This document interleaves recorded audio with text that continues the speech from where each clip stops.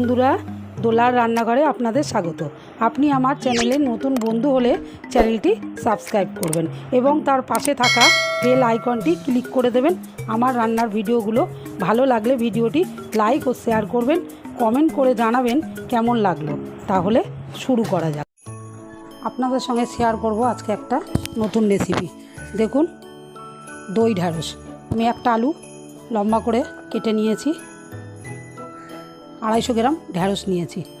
একটা কড়াই বসিয়ে দিয়েছি, এতে দিয়ে দেবো আমি সাদা তেল।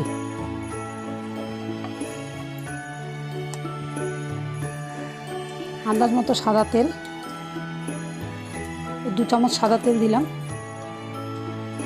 এবার এতে দিয়ে দেবো আগে থেকে কেটে রাখা আলুগুলো দিয়ে আমি ভালো করে ভেজে তুলে নেব। দিয়ে দেবো আলুগুলো। এতে আমি কোনো হলুদ ব্যবহার করব না, পুরো রান্নাটাই আমি সাদা করব। এতে আলু ভাজার মতো দিয়ে দেবো অল্প তেল, অল্প নুন দিয়ে আমি আলুগুলো ভালো করে ভেজে নেব। দেখুন, আলু ভাজা হয়ে গেছে। আমি এবার আলুগুলো তুলে নেব। আলুগুলো তুলে ওই তেলেই আমি দিয়ে দেব 1 চামচ কালো সর্ষে।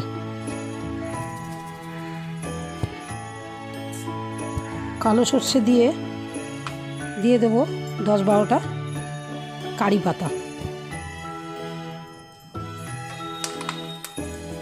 দিয়ে ভালো করে ভেজে নেব। নিয়ে এবার আমি এতে দিয়ে দেবো যে ঢ্যাঁড়সগুলো কেটে রেখেছিলাম। ঢ্যাঁড়সগুলো ধুয়ে ভালো করে আমি একটা ঢ্যাঁড়স 2 পিস করেছি, করে আমি ওই ঢ্যাঁড়সগুলো দিয়ে দেবো। দিয়ে গ্যাসের ফ্লেমটা একটু বাড়িয়ে দেবো। দিয়ে এগুলো ভালো করে ভেজে নেব। ঢাকা দিয়ে আমি ভালো করে ঢ্যাঁড়সটা ভেজে নেব। নেওয়ার সাথে সাথে দেখুন এদিকে কি করব। দেখুন, একটা মিক্সিং বোল নিয়েছি। এই বোলে আমি দিয়ে দেবো ভাঙা কাজু,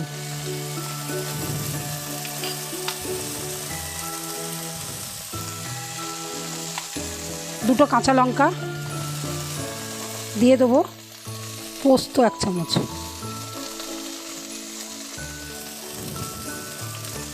আর আমি ছোটো বাটির 1 বাটি নারকেল কোড়া রেখেছি। দিয়ে দেবো নারকেল কোড়া। ছোটো বাটির 1 বাটি টক দই রেখেছি, এই টক দইটাও আমি ওর মধ্যে দিয়ে দেবো। দিয়ে ভালো করে একটা পেস্ট তৈরি করে নেব। এদিকে দিয়ে দেবো কড়াইতে যে ভাজতে দিয়েছিলাম ঢ্যাঁড়স। আগে আমি আলু ভাজা অল্প নুন দিয়েছিলাম। এবার ঢ্যাঁড়সের অনুযায়ী লবণ দেব। দিয়ে ভালো করে মিশিয়ে নেব। নিয়ে আমি একটা ঢাকা দিয়ে এই পেস্টটা বানিয়ে নেব। উপর থেকে একটা ঢাকা দিয়ে দেবো।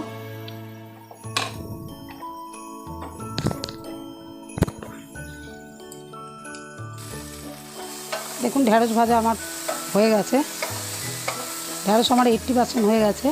এবার আমি এতে দিয়ে দেবো যে পেস্ট বানিয়ে রেখেছিলাম কাজু, পোস্ত, কাঁচা লঙ্কা আর টক দই দিয়ে, সেইটা আমি এতে দিয়ে দেবো।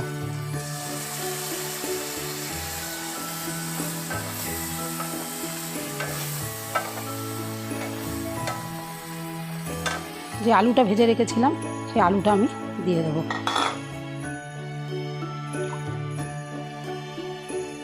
দিয়ে এতে আমি খুব বেশি জল দেব না। এটা আমি সাদা করেছি, আপনারা পারলে হলুদও দিতে পারেন।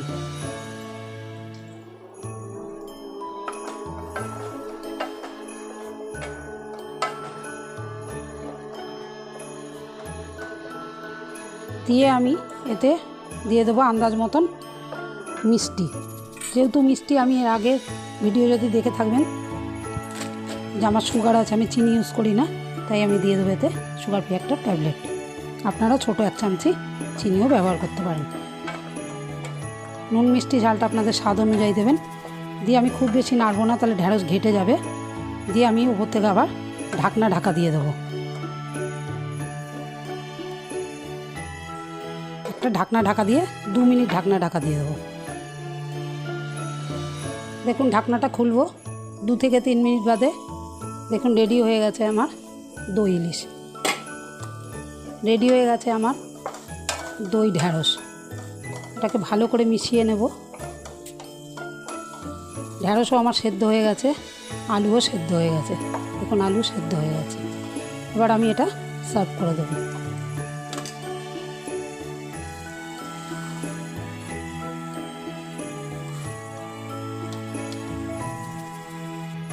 দেখুন রেডি হয়ে গেছে আমার দই ঢ্যাঁড়স।